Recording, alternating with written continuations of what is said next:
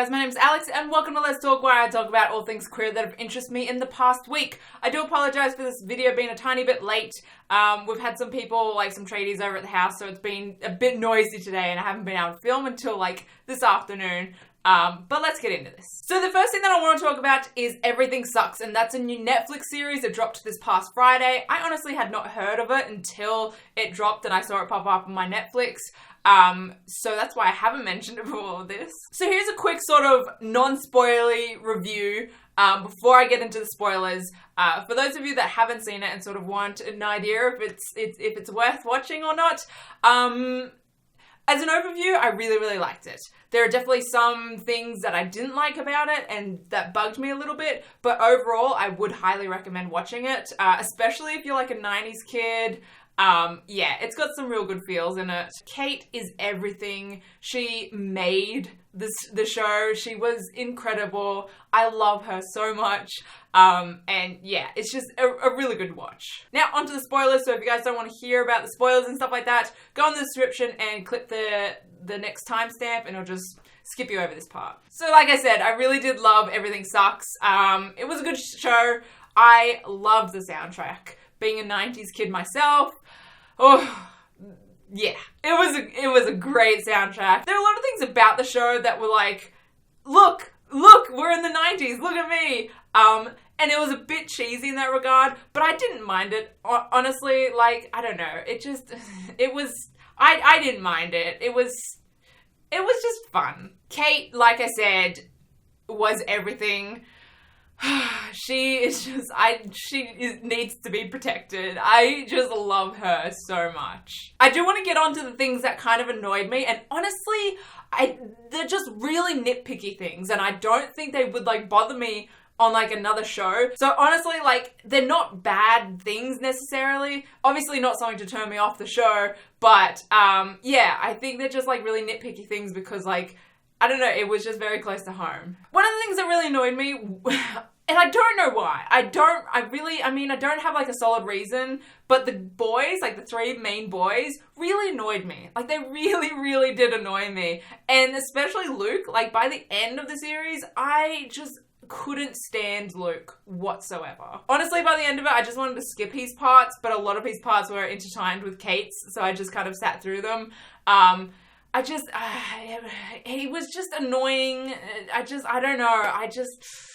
I couldn't deal with him by the end of it. Honestly, I think I'm someone out of the ordinary in this because I see a lot of love for Luke on Twitter and Tumblr and stuff like that. So I don't know why the boys annoyed me so much in this show, but I just could not stand them by the end of it. Another thing that kind of annoyed me was Emaline's character. I say, the first half of the season, her character annoyed me. By the time she sort of, started being herself, right? I really started to, love the character then. And I honestly think they just didn't give Emaline enough time to develop in the first half of the season, right? And so it was just, this superficial Emaline that we were seeing. And she was annoying and bitchy, and it was kind of hard to believe that Kate would, be so in love with her. But also, on the flip side, I do get the whole, being in high school and just, having this massive crush. I understand that feeling also of, having that crush that, you can't really explain. So, I guess from, Kate's perspective, I can understand it, right? I can understand having, that unexplainable crush, but as an audience member, it was hard to believe it, right? But that being said, by the second half of the season, I absolutely loved Emaline. I really did. Once she started sort of being herself, I just fell in love with her. I really did. She was great and gorgeous, and I just wanted more of her then, Love Kate and Emaline. I love them so much. There were just so many scenes that really fucking hit me in the feels. Really hit me in the feels. But I do have to say, and it's been something that's been brought up on Twitter, I've seen some debates of it. And it is something that sort of bugged me. So I'm talking about the actresses in real life, their age difference. It's a little weird. And I kind of found out about their age difference halfway through the season because I was curious, because Emaline does look significantly older than Kate. Like, she doesn't look like a high schooler compared to Kate. And so I was curious. I was wondering how old they both were. So before they even got together, I found out their age. So it kind of took me out of the cuteness of it. Like, I had that sort of feeling, like that thought in the back of my head, like, this is weird. So if you guys don't know, the actress that plays Kate is actually 14. So she's like playing her age, which is awesome. The problem comes in with the actress that plays Emaline. She's actually 20 years old, which gets a little bit weird. I've seen a lot of people compare that to like that 70s show where Mila Kunis and Ashton Kutcher, they're married right now, like in real life. But when they first, sort of like the first season of that 70s show, Mila was 14 and Ashton was 19. So it's sort of that age gap as well. But honestly, that weirds me out as well. Like, I love them now. I think they're gorgeous and cute. But I don't know, it's just weird to think about. And it definitely, I mean, like I said, Emaline definitely does look older than Kate. And it just kind of took me out of it. And it just made it that little bit more, like, unbelievable, which was disappointing. But I have so many mixed feelings about that because, like, it did take me out of it. But then also, like, they were just, like, really good together that I was just, like, I just had these feelings of, like, just being swept away by their romance, and then also remembering that there's a weird fucking age gap. I'm like, I love them so much, but is it weird that I love them? So I had some really mixed feelings watching this show.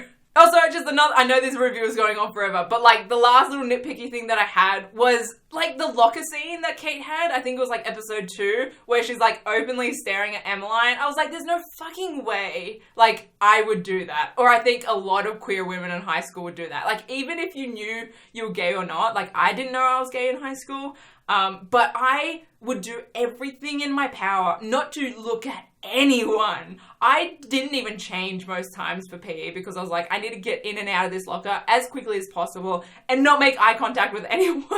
Like, there was no way that I would stare at a chick in the locker room. Like, it just like the last thing that I wanted to do was to make someone uncomfortable in the locker room. And I didn't even know I was gay then. Like, it wasn't even something that was crossing my mind. And yeah, so that scene, I was like, I don't relate to this. But like I said, these are all like really nitpicky things that like, if I wasn't so like invested in the show, I don't know if they would like affect me as much, right? So it's such a weird, like, I'm criticizing it a lot, but it's because like I really, really loved it. But yeah, overall, loved it. There's things that I've criticized about it, but honestly, like, they didn't deter me from like loving the show, you know? So this is a really long review.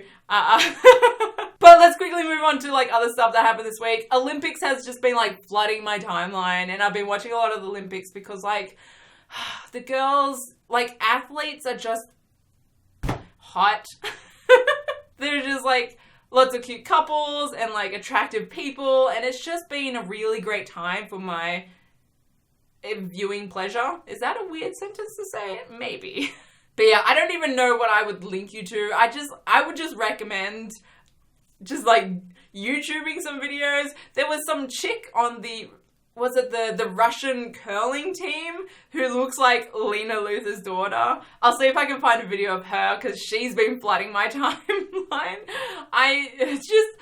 The Olympics have been a great time. Next thing that I want to talk about is One Day at a Time. I think I did mention One Day at a Time last week. I just want to reiterate some things that have been going around, and I want to just let you guys know what's happening. One Day at a Time has not been confirmed for season 3. There has been an article that started circulating, I think it was like January 30th, that it had been like quietly renewed by Netflix, and it was going to be airing early 2019. So that article sort of like started circulating end of January, but it's false. Netflix hasn't renewed One Day at a Time.